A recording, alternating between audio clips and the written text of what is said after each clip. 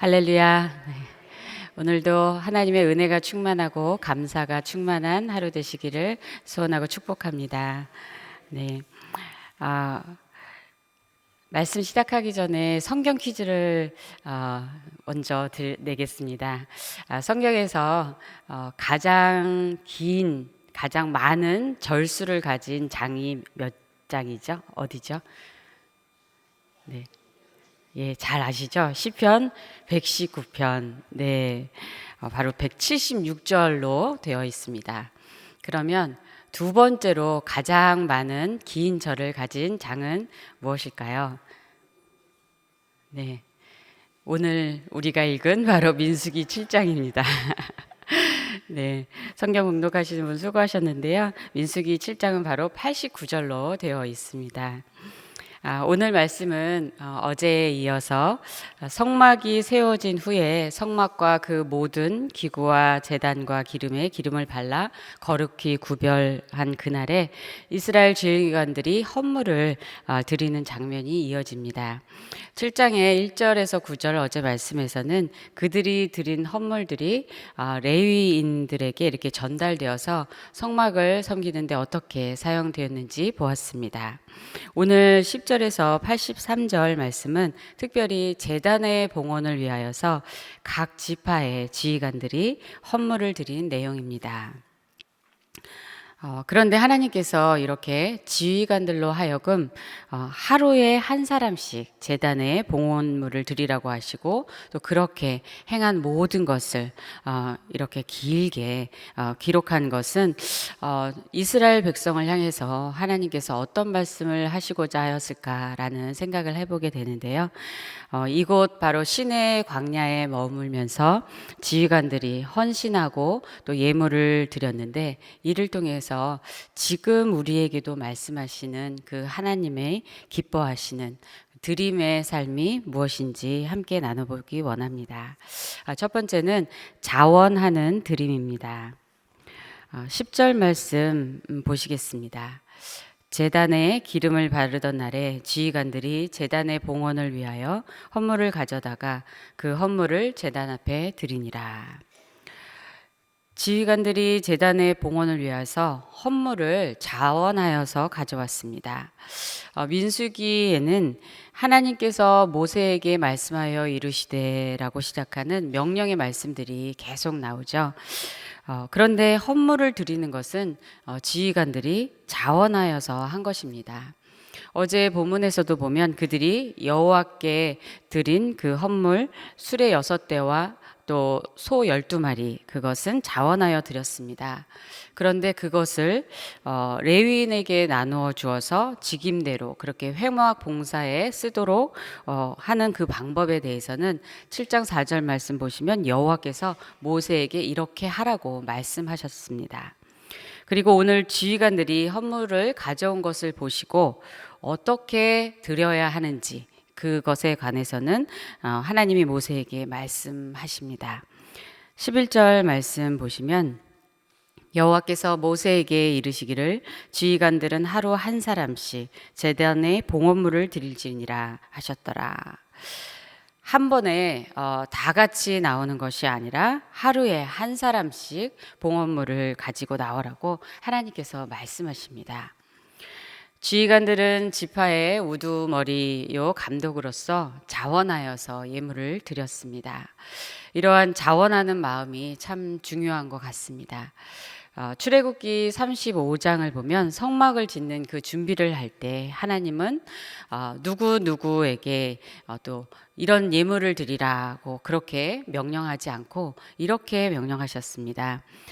출애굽기 35장 5절 말씀 보시면 너희의 소유 중에서 너희는 여호와께 드릴 것을 택하되 마음에 원하는 자는 누구든지 그것을 가져다가 여호와께 드릴지니. 그러면 이것이 명령인가요? 네. 하나님은 바로 자원하는 그 마음을 원하신 겁니다. 그리하여서 마음이 감동이 되고 자원하는 모든 남녀가 회막을 짓기 위해서 예물을 하나님께 드렸습니다. 그 중에 모든 족장도 그들이 가진 보석들을 가져왔다고 그렇게 기록하고 있습니다.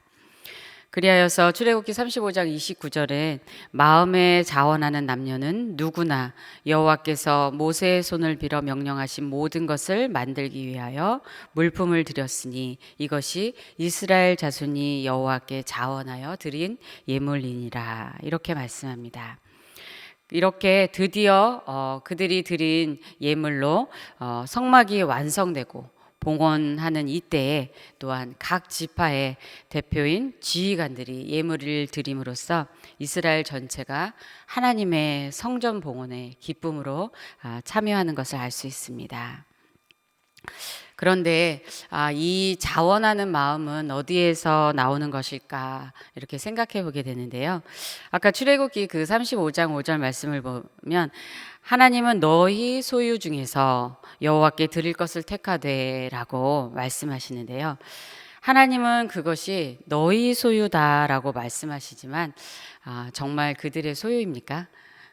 네. 이스라엘 백성이 지금 소유하고 있는 것들은 하나님이 모두 주신 것들입니다. 네, 출애굽기 그 12장을 보면 여호와께서 애굽 사람들에게 이스라엘 백성에게 은혜를 입게 하사 그들이 구하는 대로 주게 하심으로 그들이 애굽 사람의 물품을 취하였더라. 이렇게 말씀합니다. 바로 하나님의 은혜로 얻게 된 것인 줄 믿습니다. 그래서 그들은 애굽에서 쫓겨 나오면서도 은금 패물과 의복과 그리고 양과 소와 심이 많은 가축을 가지고 나왔다고 그렇게 성경은 기록하고 있습니다. 그러므로 자원하여서 드리는 것은 그것이 원래 내 것이 아니었고 하나님의 은혜로 받은 것임을 인정하는 마음에서 나오는 것입니다. 그것은 바로 감사하는 마음입니다. 받은 것을 다시 드리는 감사의 표현인 것입니다. 우리가 지금 갖고 있는 것들도 생각해 보면 정말 우리의 것인가요? 아니면 하나님께서 은혜로 주신 것들인가요? 만약에 우리가 이것은 내 것, 이것은 하나님의 것 이렇게 구분하면서 산다면 하나님께 드리기가 참 힘들 것 같습니다. 다윗이 성전에 쓰여질 예물들을 기쁘게 드리면서 천지에 있는 모든 것이 다 주의 것이라고 그렇게 고백했습니다. 역대상 29장 14절 말씀에는 그러면서 나와 나의 백성이 무엇이간데 이처럼 즐거운 마음으로 들을 힘이 있었나이까 모든 것이 주께로 말미암아 싸우니 우리가 주의 손에서 받은 것으로 주께 드렸을 뿐이니이다. 이렇게 말합니다. 우리도 다윗처럼 모든 것이 주님께 받은 것이라고 고백하기를 원합니다. 우리가 정말 하나님께 받은 축복이 얼마나 많고 큰지 물질적인 그러한 축복뿐만 아니라 하나님의 자녀가 되어서 받은 그 모든 축복들이 너무나 크죠. 또 바로 앞에 민수기 6장에서도 우리를 향하신 그 하나님의 그 축복과 사랑을 우리는 알 수 있는데요. 그러한 축복을 받고 사는 우리가 정말 축복받은 그러한 사람인 줄 믿습니다. 그러므로 모든 것이 하나님의 은혜요, 하나님의 주권 아래에 있다고 감사함으로 고백하기를 원합니다. 그리하여 자원하여서 무언가를 드릴 때에도 드릴 수 있도록 그 주신 것도 하나님이시라고 그래서 감사하다고 그렇게 하나님을 찬양하는 우리 모두가 되기를 원합니다. 광야에서는 바로 이렇게 근원을 생각하며 살게 하는 것 같습니다. 가장 중요한 물과 양식이 필요할 때마다 하나님이 우리의 생명의 근원이 되심을 생각하게 됩니다. 또한 우리의 가족도 지금 갖고 있는 모든 것도 하나님께서 은혜로 주시고 보호하시고 또 지켜주셔서 여기까지 온 것임을 고백하게 됩니다. 광야 같은 환경 때문에 이미 받은 것에 감사하지 못하는 마음이 혹시 있으신지요? 그런 분이 계시다면 조지 허버트 시인의 감사에서 이 말을 나누고 싶습니다. 당신은 내게 많은 것을 주셨습니다. 그러나 감사하는 마음 그 한 가지만 더 허락해 주십시오. 마치 당신의 축복이 영원하다듯 기쁠 때만 감사하지 않게 해주십시오. 감사하는 마음이 나의 심장 박동이 되어 당신을 찬양하게 하소서. 우리의 심장의 그 박동처럼 그렇게 깊은 중심에서, 그리고 심장이 뛰는 그 살아있는 동안에 계속해서 하나님을 찬양하고 또 감사하며 영화롭게 하는 우리 모두가 되기를 소원합니다. 두 번째는 예배를 위한 드림입니다. 오늘 지휘관들이 자원하여서 헌물을 가져온 날은 제단에 기름을 바르던 날이며, 그 헌물들은 모두 예배를 위한 제물들입니다. 여기서 성막이 지어진 후에 제단의 봉헌 과정을 좀 알아보면 좋겠는데요. 출애굽기 40장과 레위기 8장 말씀을 보면, 성막이 지어진 후에 하나님의 말씀대로 모세가 관유를 가져다가 성막과 그 안에 있는 모든 것과 제단과 또 모든 기구에 발라서 거룩하게 하는데, 제단에는 7번 뿌리고 그 모든 기구에도 바릅니다. 거기서 모세는 또한 속죄제의 숫송아지를 잡아서 그 피를 제단의 네 귀퉁이에 뿔에 발라서 깨끗하게 합니다. 아론과 그 아들들은 제사장으로 임명을 받으면서 7일 동안 위임식을 행하는데, 그때 매일 속죄제를 드리면서 또 제단을 위하여서도 속죄하여서 깨끗하게 하고 기름을 부어 거룩하게 합니다. 출애굽기 29장 37절 말씀을 보면 너는 이레 동안 제단을 위하여 속죄하여 거룩하게 하라. 그리하면 지극히 거룩한 제단이 되리니 제단에 접촉하는 모든 것이 거룩하리라고 말씀합니다. 이러한 과정들을 거쳐서 하나님께 제물을 드리는 지극히 거룩한 제단이 준비되는 것입니다.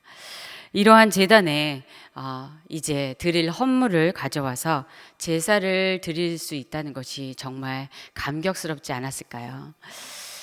12절 말씀을 보면, 하나님의 말씀에 따라서 이제 첫째 날에 헌물을 드린 자는 유다 지파 암미나답의 아들 나손입니다. 그가 드린 헌물이 무엇인지 13절에서 17절까지 나오는데요.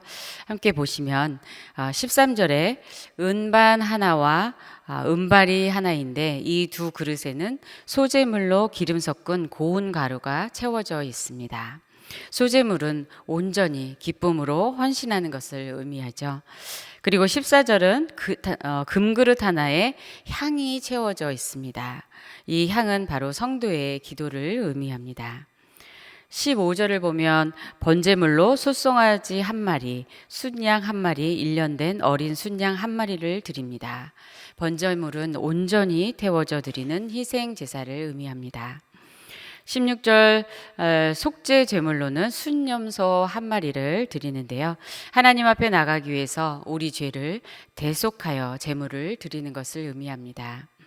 또 17절은 화목 제물로 소 2마리, 순양 5마리, 순염소 5마리, 1년 된 어린 순양 5마리를 드렸는데, 화목제는 하나님과 화목되는 제사, 교제를 위한 감사의 제사입니다. 여기서 생각해 보게 되는 것은, 하나님은 그들이 가져온 이 헌물을 기뻐하실까요? 아니면 그들이 헌물을 가지고 나와서 드리는 예배를 기뻐하실까요? 네, 예배죠. 성막이 지어지고 이렇게 거룩한 제단이 준비된 것은 바로 예배를 위한 것입니다. 각 지파 지휘관들은 이 헌물들을 제단에 드리며 하나님을 예배하였습니다. 예배를 위한 그 드림을 기뻐하고 또 하나님을 예배함을 기뻐하는 그들의 모습을 생각해 보게 되는데요. 하나님은 이러한 리더들의 예배의 헌신을 기뻐하셨을 것입니다. 광야에서 하나님이 가장 중요하게 여기신 것은 무엇일까요? 바로 예배입니다. 광야에 있든지 어디에 있든지 하나님의 임재를 사모하며 예배하는 것이 가장 중요한 것인 줄 믿습니다. 광야에서도 예배를 기쁨으로 드리는 그들의 모습을 그려보게 되는데요. 특별히 화목 제물이 다른 제물에 비해서 가장 많죠. 하나님과의 그 교제에 감사하는 화목 제사를 드린 후에 그 화목 제물은 함께 나누었으니 하나님께 드리는 그 헌신의 제사가 바로 백성들의 그 감사의 축제로 이어졌을 것입니다. 혹시 광야를 빨리 벗어나서 약속의 땅으로 출발해 가야 하는데 그 제물들도 하루에 드리면 안 되나, 이렇게 하루씩 12일에 걸쳐서 드려야 하는지 그렇게 생각하는 사람들도 있었을지 모르겠습니다. 그러나 하나님은 이스라엘 백성이 머물러 있는 그곳에서 하나님을 예배하는 훈련을 하신 것입니다. 진정으로 하나님을 경외하고 예배드릴 때 예배 가운데 하나님은 영광으로 그렇게 임재하심을 보여주셨습니다. 하나님의 영광을 그렇게 목도하며 하나님의 함께하심을 그렇게 경험할 때 우리는 광야길을 걸어가는 그 능력과 힘을 공급받는 줄 믿습니다. 사실 이 성막이 세워지기 전에 창세기를 보면 하나님을 예배하는 사람들은 제단을 쌓아서 하나님께 예배를 드렸습니다. 최초로 제단을 쌓은 사람은 누구입니까? 네, 노아이죠. 노아가 홍수 위에 하나님께 번제를 드렸습니다. 그리고 아브라함은 가는 곳마다 제단을 쌓아 하나님의 이름을 높이며 예배를 드렸고, 또 모리아 산에서 이삭을 드리는 그 제단을 쌓았고 하나님이 예비하신 순양을 번제물로 드림으로써 예수님의 대속하심을 예표하였습니다. 이삭도 야곱도 제단을 쌓아 하나님을 경배했습니다. 하나님, 광야같이 이렇게 어려운 환경이나 메마른 심령이 혹시 있으십니까? 광야를 잘 지나가는 길은 하나님을 친밀하게 만나고 교제하는 것입니다. 아니, 광야를 잘 지나갈 뿐만 아니라 그 광야 중에서도 하나님께 나아가서 친밀한 교제를 누리며 힘을 얻으시길 소원합니다. 지금 우리는 예수 그리스도를 통해서 언제든지 하나님 앞에 나아갈 수 있는 그러한 은혜를 입었습니다. 얼마나 감사한지요. 하나님을 그렇게 깊이 만나는 가운데 하나님의 크신 사랑과 또 돌보심과 함께하심과 인도하심, 그 모든 것을 경험하며 사는 축복이 우리 모두에게 임하기를 소원합니다. 세 번째는 하나 되는 드림입니다. 앞에서 본 것처럼 하나님의 말씀을 따라 첫째 날 유다 지파에 나손이 헌물을 드렸는데요. 하나님은 제단에 봉헌을 드리는 그 지파별 순서를 정해 주셨습니다. 이 순서는 행진할 때 또 진을 칠 때의 순서와 같은데 동서남북 이렇게 시계 반대 방향으로, 시계 방향인가요? 그렇죠. 시계 방향으로 세 지파씩 돌아갑니다. 영적 장자인 그 유다 지파가 제일 먼저 헌물을 드려 제사를 드리고, 이제 같은 동쪽 진영에 있는 이사갈 지파가 그 뒤를 잇습니다. 18절을 보시면 둘째 날에는 이사갈 자손의 지휘관 느다넬이 헌물을 드렸고, 또 24절에 보면 셋째 날에는 스불론 자손의 엘리압이 헌물을 드렸습니다. 그리고 이제 남쪽 진영 차례로 옵니다. 30절에 넷째 날 루벤 자손의 지휘관 엘리술이 드렸습니다. 그리고 36절 다섯째 날 시므온 자손의 슬로미엘이 드렸습니다. 42절 여섯째 날 갓 자손의 엘리아삽이 드립니다. 그리고 이제 서쪽 진영 차례가 되어서 48절에 일곱째 날 에브라임 자손의 엘리사마가 드렸습니다. 그리고 54절에 여덟째 날 므낫세 자손의 가말리엘이 드렸습니다. 그리고 60절에 아홉째 날 베냐민 자손의 아비단이 드렸습니다. 마지막 북쪽 진영 차례가 되어서 66절에 열째 날 단 자손의 아히에셀이 드렸습니다. 그리고 72절에 열한째 날 아셀 자손의 바기엘이 드렸습니다. 그리고 마지막으로 78절 12째 날 납달리 자손의 아이라가 드렸습니다. 이렇게 질서를 따라서 제단에 봉헌물을 드렸습니다. 그 다음에 그들이 드린 봉헌물을 다 읽어볼 수가 없습니다. 예, 너무 길어서요. 하지만 나중에 시간을 내셔서 한번 쭉 읽어보시면 하나님이 주시는 은혜가 더 클 줄로 믿습니다. 드려진 이 헌물의 내용은 앞에서 우리가 본 유다 지파의 나손이 드린 것과 모든 지휘관이 드린 것이 똑같습니다. 저도 처음에 이 부분을 읽을 때에는 각 지파마다 혹시 차이가 있나 하고 이렇게 비교하면서 읽었는데요. 정말 똑같습니다. 그러면 왜 그들의 봉헌물은 같을까요? 헌물을 자원하여 드렸기 때문에 하나님이 똑같이 요구하신 것은 아닙니다.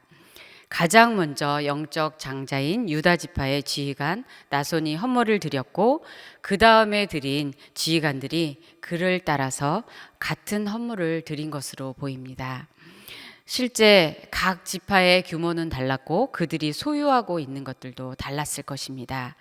20세 이상의 남자를 계수하였을 때 유다 지파가 가장 많았죠.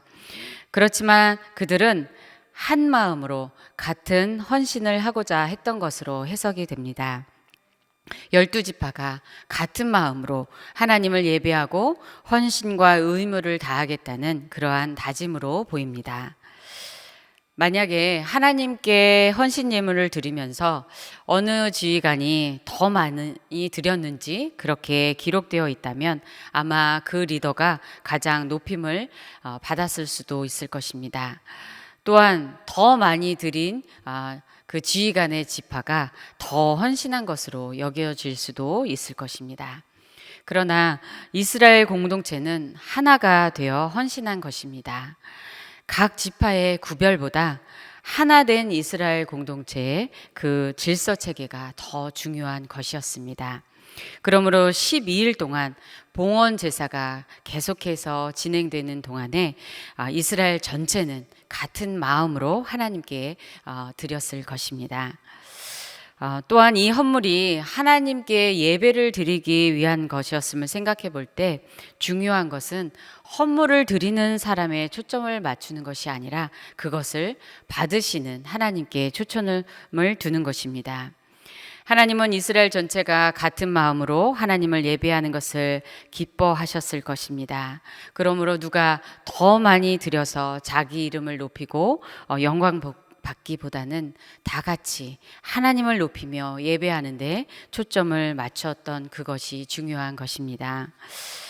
혹시 우리도 하나님께 좀 많이 헌신하고 물질을 드리면서 내가 다른 사람보다 많이 드리니 하나님이 나를 더 인정하시겠지 그런 생각이 든다면 안 되겠죠. 네, 고개를 이렇게 흔드시는 우리 권사님 계신데요. 네, 여기는 그런 분들이 없으신 줄 믿습니다. 하나님이 뭔가 부족해서 예물을 받으시는 게 아니라 우리의 그 경배하는 온전한 마음을 받으시는 거죠. 또한 드림을 통해서 우리가 드러나기를 원한다면 그리고 그것이 공동체 질서를 흐트리는 것이라면 온전한 드림이 아닐 것입니다. 우리는 아름다운 헌신과 드림을 통해서 오직 하나님을 높일 뿐만 아니라 공동체도 그렇게 아름답게 세우기를 원합니다. 정말 우리 교회를 보면 참 아름답고 귀한 공동체라는 생각을 늘 하게 되는데요. 우리 교회도 성전 건축 중에 있어서 정말 많은 분들이 하나님께 헌물과 또 헌금을 드리고 있는데요. 얼마 전에도 참 감동적인 그러한 헌신하는 분들을 보면서 옆에서도 감동을 받는데 하나님은 얼마나 정말 기뻐하실까 이런 생각을 해보게 되었습니다.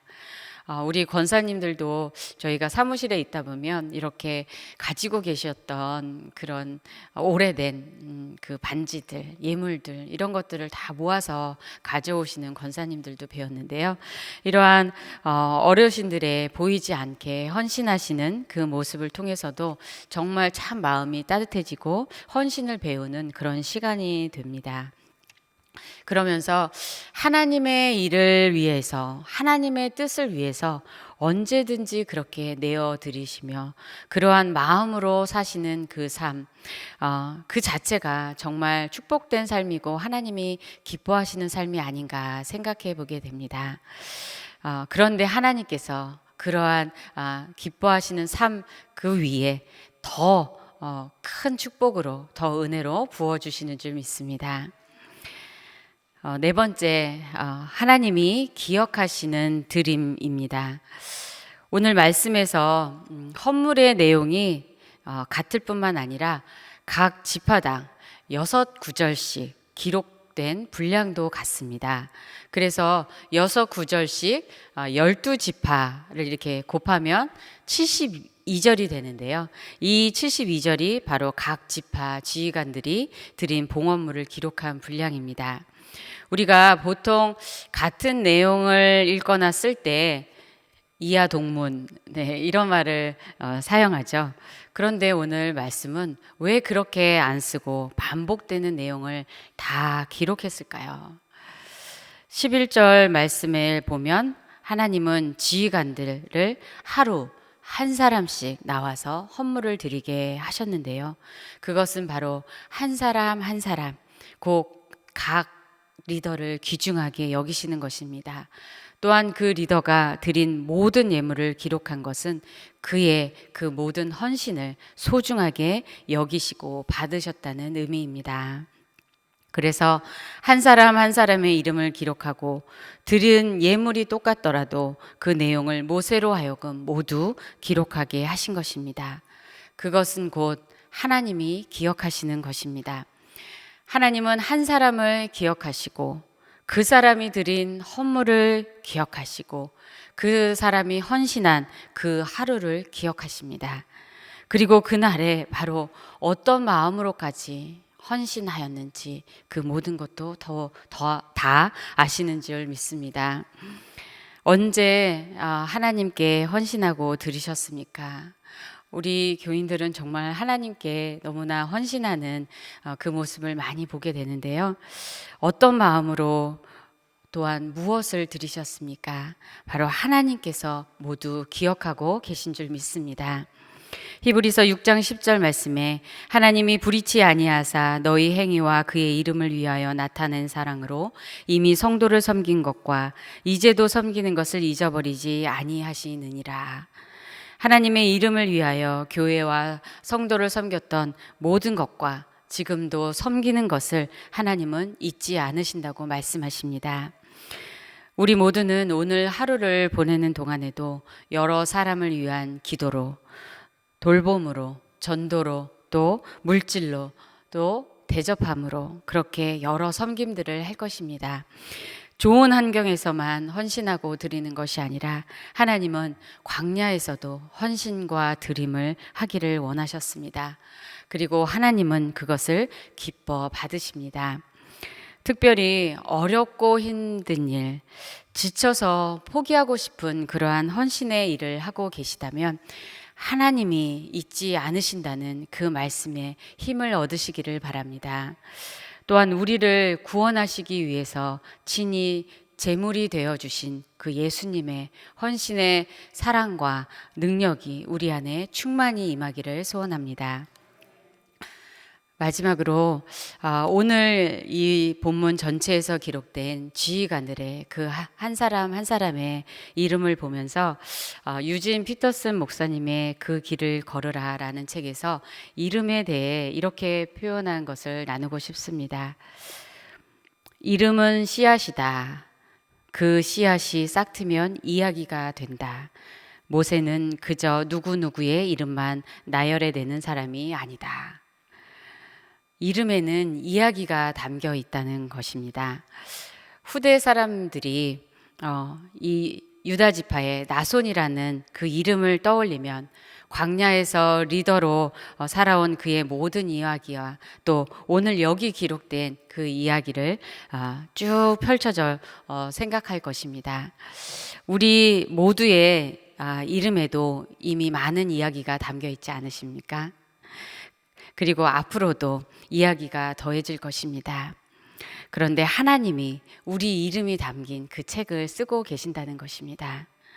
우리 모두 하나님이 기억하시는 아름다운 이름, 그리고 공동체에서 아름다운 헌신의 사람으로 기억되는 이름, 그리고 무엇보다 하나님을 높여드리는 그러한 이름이 되기를 소원합니다.